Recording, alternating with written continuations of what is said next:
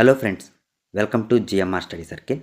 Friends, మనం ఈ వీడియోలో డైలీ కరెంట్ అఫైర్స్లో భాగంగా డిసెంబర్ 24, 25, 26 కరెంట్ ఈవెంట్స్ గురించి డిస్కస్ చేసుకుందాం. మరి డీటెయిల్స్లోకి వెళ్ళే ముందు ఈ వీడియో లైక్ చేయండి. మొదటిసారిగా మన ఛానల్ విజిట్ చేస్తే సబ్స్క్రైబ్ చేయండి. మరి ఈరోజు మొదట ఈవెంట్ గాన మనం చూస్తే కరెంట్ ఈవెంట్ గాన చూస్తే 2025 జనవరి 26న జరిగే గణతంత్ర దినోత్సవ కవాతులో ప్రదర్శనకు ఆంధ్రప్రదేశ్ నుంచి ఎన్నికైన శకటం ఏది? ఆప్షన్ ఏ ఒంగోలు గిత్తలు, ఆప్షన్ బి ఏటుకొప్పాక బొమ్మలు, ఆప్షన్ సి పొంగనూరు గిద్దలు, ఆప్షన్ డి కొండపల్లి బొమ్మలు. దీనికి సరైన సమాధానం ఆప్షన్ బి ఏటుకొప్పాక బొమ్మలు. సో ఈ శకటకం అనేటువంటిది రేపు జరగబోయేటువంటి జనవరి 26 గణతంత్ర దినోత్సవం లేదా రిపబ్లిక్ డేకి ఈ యొక్క శకటం ఆంధ్రప్రదేశ్ నుంచి ఎన్నికైంది. మరి దీనికి సంబంధించి వివరణగా చూస్తే మనము ఈ శకటాన్ని తెలుగువారు సాంప్రదాయాలు ప్రతిబింబించేలా అధికారులు రూపొందించారు. ఏటికొప్పాక బొమ్మల శతకంలో శ్రీ వెంకటేశ్వర స్వామి రూపం అందరినీ ఆకట్టుకునేలా ఉంది. ఈ శతకంలో వినాయకుడు, హరిదాసు, బొమ్మల కొలువు, చిన్నారుల ఆటపాటల చిత్రాలు కూడా ఉన్నాయి.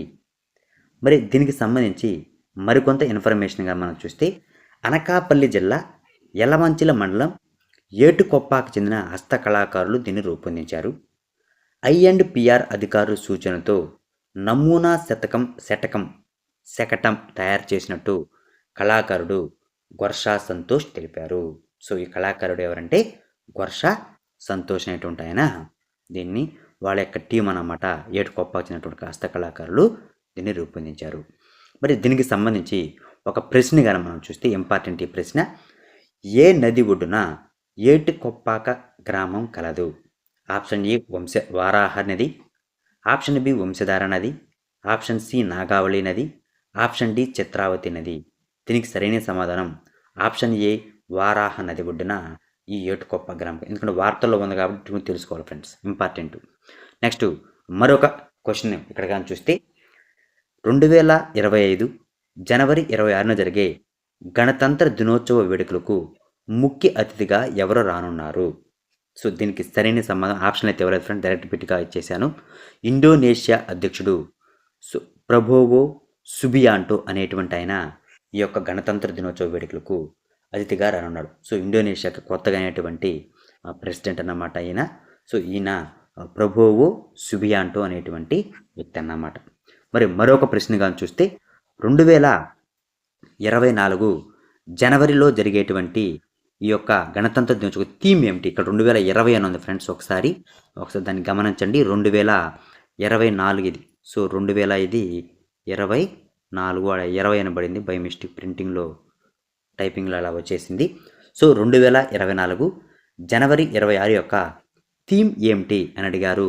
సో దీనికి థీమ్గా మనం చూస్తే స్వర్ణిం భారత్ విరాసత్ ఔర్ వికాస్ అనేటువంటి థీమ్తో ఈ సంవత్సరం జనవరి 26ను అంటే రిపబ్లిక్ డేను జరుపుతూ ఉన్నారన్నమాట. సో స్వర్ణిం భారత్ విరాసత్ ఔర్ వికాస్ అనేటువంటి థీమ్తో. మరి మరొక ప్రశ్నగాన ఇక్కడ మనము ఈ కరెంట్ ఈవెంట్లోకి వెళ్ళిపోతే, సో రెండో కరెంట్ ఈవెంట్లోకి వెళ్ళిపోతే ఇటీవల జాతీయ మానవ హక్కుల సంఘం NHRCకు కొత్త చైర్పర్సన్గా ఎవరు నియమితులయ్యారు? Option A Ramasubramanian, option B V Rammurthy, option A option C Venkata Subramanian, option D Ramaswamy. దీనికి సరైన సమాధానం ఆప్షన్ ఏ రామసుబ్రమణియన్ అనేటువంటి ఈయన NHRCకి కొత్త సభ్యులుగా ఈ యొక్క చైర్పర్సన్గా నియమారు. సో ఇప్పుడు మనకు పిక్చర్లో కనిపిస్తున్నటువంటి ఈయనే వి రామసుబ్రమణియన్ అన్నమాట. ఈయన జస్టిస్ వి రామసుబ్రమణియన్. మరి దీనికి సంబంధించి వివరణగా చూస్తే 8వ NHRC చైర్పర్సన్గా ఉన్న అరుణ్ కుమార్ మిశ్రా జూన్ 1, 2024 పదవీ విరమణ చేయగా సభ్యురాలు విజయభారతి సహాని తాత్కాలిక చైర్పర్సన్గా వ్యవహరిస్తున్నారు. ఆ స్థానంలో వి రామసుబ్రమణియన్ను నియమిస్తూ రాష్ట్రపతి ద్రౌపది ముర్ము ఆమోదముద్ర వేశారు. అంతేకాకుండా NHRC సభ్యులు ప్రియాంకో కనుంగ్, జస్టిస్ విద్యుత్ రంజన్ సారంగిలను కూడా నియమించారు. సో NHRCలో సభ్యులుగా ప్రియాంకో కనుంగ్ అంట, జస్టిస్ విద్యుత్ రంజన్ సారంగిల్. మరి వీళ్ళ గురించి ఏంటి ఒకసారి కానీ చూస్తే బ్యాక్గ్రౌండ్ కానీ చూస్తే ప్రియాంక్ కనుంగో జాతీయ బాలల హక్కుల పరిరక్షణ కమిషన్ చైర్పర్సన్గా వ్యవహరించాడు. అదే మాదిరిగా జస్టిస్ విద్యుత్ రంజన్ సారంగి జార్ఖండ్ హైకోర్టు ప్రధాన న్యాయమూర్తిగా పనిచేసి పదవీ విరమణ అనేటువంటిది పొందాడన్నమాట. మరి మూడో ఈవెంట్ కరెంట్ ఈవెంట్ కన్నా చూస్తే ఇటీవల ఐక్యరాజ్య సమితి అంతర్గత న్యాయ మండలికు చైర్పర్సన్గా ఎవరు నియమితులయ్యారు?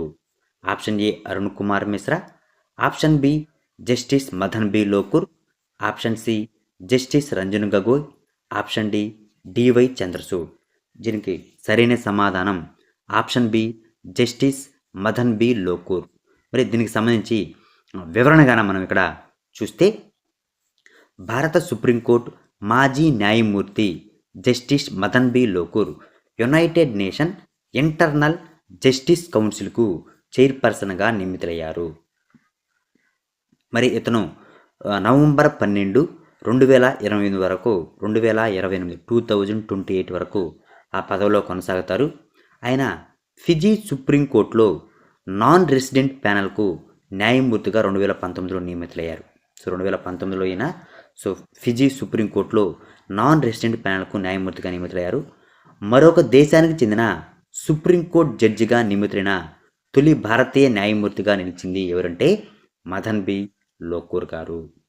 మరి మరొక కరెంట్ ఈవెంట్లోకి వెళ్ళిపోతే మనము 4వ కరెంట్ ఈవెంట్లో 69వ అతి విశిష్ట రైలు పురస్కారం 2024కు దక్షిణ మధ్య రైల్వే నుంచి ఎంపిక అయినది ఎవరు? Option A Vavipalli Janardhan, option B Vavilapalli Rambabu, option C Balli Rambabu, option D Narayana Rao. దీనికి సరైన సమాధానం ఆప్షన్ బి వావిలపల్లి రాంబాబు గారు. మరి వివరణగా చూస్తే దక్షిణ మధ్య రైల్వే విజయవాడ డివిజన్లో పనిచేస్తున్న senior divisional commercial manager Vavilapalli Rambabu ప్రతిష్టాత్మకమైనటువంటి అతి విశిష్ట రైలు సేవా పురస్కారం అవార్డు అందుకున్నారు. భారతీయ రైల్వేలోనే అత్యున్నత పురస్కారం ఏది అని అంటే ఈ యొక్క అతి విశిష్ట రైలు సేవా పురస్కారం అన్నమాట. వినూత్న ప్రణాళికలతో రైల్వే అభివృద్ధికి కృషి చేయడంతో పాటు ప్రయాణికుల భద్రత విషయంలో ఈయన చూపిన ప్రతిభకు ఈ పురస్కారం అందుకున్నారు. ఈ ఏడాది ఈ అవార్డు యొక్క థీమ్గాను చూస్తే మైహూన్ భారతీయ రైల్ అనేటువంటి థీమ్తో ఈ యొక్క అంటే ఏది అతి విశిష్ట సేవా పురస్కారాన్ని ఏం థీమ్తో నిర్వహించారు అని అంటారన్నమాట. మైహూన్ భారతీయ రైల్ అనేటువంటి థీమ్తో నిర్వహించారు. మరి అశ్విని యొక్క వైష్ణవ్ గారు రైల్వే శాఖ మంత్రి, కేంద్ర రైల్వే శాఖ మంత్రి 69వ అతి విశిష్ట రైలు సేవా పురస్కారం 2024ను 101 మంది రైల్వే అధికారులకు 101 మెంబర్స్ అన్నమాట రైల్వే అధికారులకు 22 షీల్డ్ను వివిధ భాగాల్లో ఉత్తమంగా పనిచేసిన జోన్లకు డిసెంబర్ 21న ప్రదానం చేశారు. మరి 5వ కరెంట్ ఈవెంట్ కన్నా మనం చూస్తే 11వ జూనియర్ షూటింగ్ ప్రపంచ కప్ 2025కు ఏ దేశం ఆతిథ్యం ఇవ్వనుంది? Option A China, option B America, option C Bharat, option D Saudi Arabia. దీనికి సరైన సమాధానం ఆప్షన్ సి భారత్. సో ఈ యొక్క జూనియర్ షూటింగ్ ప్రపంచ కప్ 2025కు భారతదేశం ఆతిథ్యం ఇవ్వనుందన్నమాట. మరి ఇది ఎన్నో ఎడిషన్ అంటే 11వ ఎడిషను. కానీ భారతదేశంలో మొట్టమొదటిసారిగా ఈ యొక్క జూనియర్ షూటింగ్ ప్రపంచ కప్కు ఆతిథ్యం ఇవ్వడింది భారత్, ఇదే తొలిసారి. సో మరి ఇక్కడ చూస్తే ఈ క్రీడలో భారతదేశం నిర్వహించడం ఇదే తొలిసారి. వచ్చే ఏడాది ఐఎస్ఎస్ఎఫ్ జూనియర్ ప్రపంచ కప్ ఫైనల్లో రైఫిల్, పిస్టిల్, షాట్ గన్ అనే 3 విభాగాల్లో పోటీలు జరుగుతాయి. National rifle association of India భారత్కు జూనియర్ ప్రపంచ కప్ షూటింగ్ తీసుకురావడంలో కీలక పాత్ర పోషించింది. మరి దీనికి సంబంధించి ఒక క్వశ్చన్ కానీ చూస్తే 2024 సంవత్సరానికి గాను ఐఎస్ఎస్ఎఫ్ క్రీడలను ఏ దేశం నిర్వహించిందని కానీ చూస్తే option A Chile, option B Peru, option C Iraq, option D Iran. దీనికి సరైన సమాధానం ఆప్షన్ బి పెరు అనేటువంటి దేశం నిర్వహించింది. మరి 6వ కరెంట్ ఈవెంట్ గాన చూస్తే జాతీయ వినియోగదారుల హక్కుల దినోత్సవం లేదా నేషనల్ కన్జ్యూమర్స్ డేని ఏ రోజున జరుపుకుంటారు? Option A December 24, option B December 23, option C December 21, option D December 26. దీనికి సరైన సమాధానం ఆప్షన్ ఏ డిసెంబర్ 24. మరి ఇక్కడ దీనికి సంబంధించి డిసెంబర్ 24కి సంబంధించిన థీమ్ కానీ మనం ఒకసారి చూస్తే virtual hearing and digital access to consumer justice అనేటువంటి ఈ థీమ్తో ఈ సంవత్సరం 2024 జాతీయ వినియోగదారుల హక్కుల దినోత్సవాన్ని తీసుకురావడం జరిగింది. సో ఇది ఈ యొక్క నేషనల్ కన్జ్యూమర్స్ డేకి సంబంధించిన అన్నమాట. మరి 7వ ఈవెంట్ కానీ చూస్తే జాతీయ సుపరిపాలనా దినోత్సవం లేదా గుడ్ గవర్నెన్స్ డేని ఏ రోజున జరుపుకుంటారు? Option A December 24, option B December 25, option D December 26, option C December 26, option D December 21. దీనికి సరైన సమాధానం ఆప్షన్ బి డిసెంబర్ 25వ తారీఖున జాతీయ సుపరిపాలనా దినోత్సవం లేదా గుడ్ గవర్నెన్స్ డేని జరుపుకుంటారు. మరి దీనికి సంబంధించుకున్న వివరణలోకి వెళ్ళిపోతే మాజీ ప్రధానమంత్రి అటల్ బిహారీ వాజ్పేయి సేవలను గుర్తిస్తూ కేంద్ర ప్రభుత్వం ప్రతి సంవత్సరం డిసెంబర్ 25ను జాతీయ సుపరిపాలనా దినోత్సవం లేదా గుడ్ గవర్నెన్స్ డేగా నిర్వహిస్తున్నారు. మొరార్జీ దేశాయ్ ప్రభుత్వంలో విదేశాంగ మంత్రిగా వాజ్పేయి ఐక్యరాజ్యసమితి జనరల్ అసెంబ్లీలో హిందీలో ప్రసంగించిన మొదటి నాయకుడుగా నిలిచారు. సో ఫ్రెండ్స్, ఇది ఇంపార్టెంట్. ఐక్యరాజ్యసమితిలో విదేశాంగ మంత్రి హోదాలో మొట్టమొదటిసారిగా హిందీలో మాట్లాడింది ఎవరంటే అటల్ బిహారీ వాజ్పేయి గారు. అదేవిధంగా కానీ చూస్తే ప్రధానమంత్రి హోదాలో హిందీలో మాట్లాడింది ఎవరు అని అంటే నరేంద్ర మోడీ గారు. సో ఈ 2 బిట్లు బాగా గుర్తుపెట్టుకోవాలి. ఈ సంవత్సరం వాజ్పేయి శత జయంతి సందర్భంగా 100 రూపాయల స్మారక నాణ్యమును తపాలా స్టాంపును కూడా విడుదల చేశారు. సో ఇది ఈ సంవత్సరం యొక్క ప్రత్యేకత. వాజ్పేయి యొక్క శత జయంతి ఉత్సవాలు సో ఇంపార్టెంట్. సో ఎందుకంటే ఇదే ప్రభుత్వం ఉంది కాబట్టి అడగొచ్చు అన్నమాట దీనికి సంబంధించి. సో హిందీలో ప్రసంగించిన మొదటి భారతీయ విదేశాంగ మంత్రి ఎవరు అడగవచ్చు. సో లేకపోతే భారతదేశం నుంచి మొట్టమొదటిగా ఐక్యరాజ్యసమితి జనరల్ అసెంబ్లీలో హిందీలో ప్రసంగించినటువంటి వ్యక్తి ఎవరని కూడా అడగవచ్చు. బిట్ అనేటువంటిది రావచ్చు. మరి మరొక క్వశ్చన్ కానీ చూస్తే మొదటి జాతీయ సుపరిపాలన దినోత్సవం ఏ సంవత్సరం నుంచి నిర్వహిస్తూ ఉన్నారు అని కానీ చూస్తే 2014 నుంచి ఈ యొక్క నిర్వహిస్తున్నారు జాతీయ సుపరిపాలన దినోత్సవం. 8వ కరెంట్ ఈవెంట్ కానీ చూస్తే ఇటీవల రాష్ట్రపతి ద్రౌపది ముర్ము 5 రాష్ట్రాలకు గవర్నర్లను నియమించారు. అయితే కింది వానిలో సరైన క్రమమును గుర్తించాలి. సో గవర్నర్ వారి యొక్క రాష్ట్రాన్ని సరైన క్రమంలో గుర్తించండి. Option A Hariprasad Odisha, option 2 వచ్చేసరికి విశ్వనాథ్ ఆర్లేకర్ కేరళ, యొక్క విజయ్ కుమార్ సింగ్ మిజోరం, అజయ్ కుమార్ భల్లా మణిపూర్, ఆరిఫ్ అహ్మద్ ఖాన్ బీహార్. దీనికి సరైన సమాధానం అన్ని 1, 2, 3, 4, 5 సరైన ఆప్షన్ బి కరెక్ట్ అన్నమాట. So option B correct. So Arif Mohammad Khan బీహార్కి గవర్నర్గా నియమించారు. అజయ్ కుమార్ భల్లా మణిపూర్కు గవర్నర్గా నియమించారు. విజయ్ కుమార్ సింగ్ మిజోరంకు గవర్నర్గా నియమించారు. విశ్వనాథ్ ఆర్లేకర్ కేరళకు, హరిప్రసాద్ ఒరిస్సాకు గవర్నర్గా నియమించడం జరిగింది. మరొక కరెంట్ ఈవెంట్ కానీ చూస్తే 38వ జాతీయ క్రీడలు 2025 జనవరి 28 నుంచి ఫిబ్రవరి 14 వరకు ఏ రాష్ట్రంలో నిర్వహించనున్నారు? Option A Uttarakhand, option B Uttar Pradesh, option C Punjab, option D Madhya Pradesh.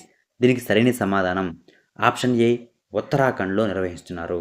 మరి దీనికి సంబంధించి వివరణగాను చూస్తే ఆ రాష్ట్ర పక్షి అయినటువంటి మొనాలను ప్రతిబింబించేలా మౌలి అనే మస్కట్ను ఎంపిక చేశారు.